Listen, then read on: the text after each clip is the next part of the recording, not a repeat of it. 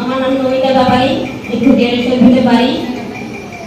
আমি কি বলবো, আমার যখন বেঁচে থাকারই পরিস্থিতি ছিল না, আমি যেখানে আসতে পারবো, আমি তো 2 বছর আগে আমি মারা যেতাম। আমি রোজায় বসে বসে কান্না করছি, যে পরিস্থিতি আমি কথা বলতে পারছি না। প্রতিমা ম্যাডামের সাথে দেখা হয়েছে, বললো দিদি আপনি কান্না করছেন কেন, আমি কথা বলতে পারছি না। তারপরে প্রতিমা ম্যাডাম সবকিছু বললো, বাবার সাথে ডাকলো, ডেকে সমস্ত সবকিছু শুনে আমাকে ওষুধ দিল। প্রথমে 5,000 টাকার ওষুধ দিল, টাকা একটাও নিল না।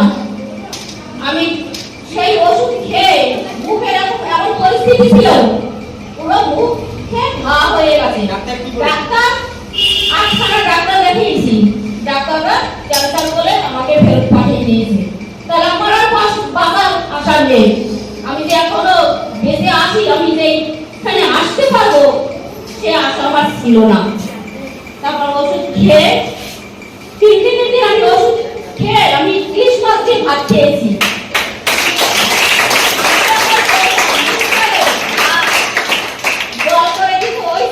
আমি খেতাম, আর অন্য কিছু আমি খেতে পারতাম না।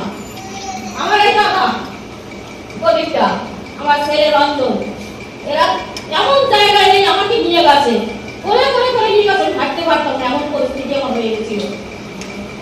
তারপর আমি এই ওষুধ খেয়ে এখন ভালো আছি, সুস্থ আছি, আমার আর এখন কোনো ওষুধ খেতে হয় না।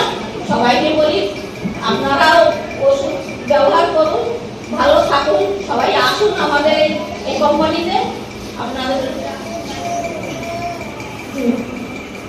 Thank you.